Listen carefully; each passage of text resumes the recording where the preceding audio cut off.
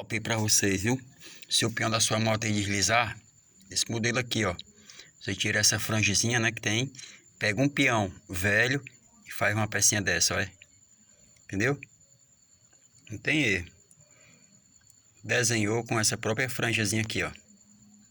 Tu desenha em cima do peão e corta com a esmeradeira, né? Esmerilzinho, para um acabamento. Aí quando tu for colocar, tu coloca primeiro o peão e a franja. Não coloca os parafusos antes daqui.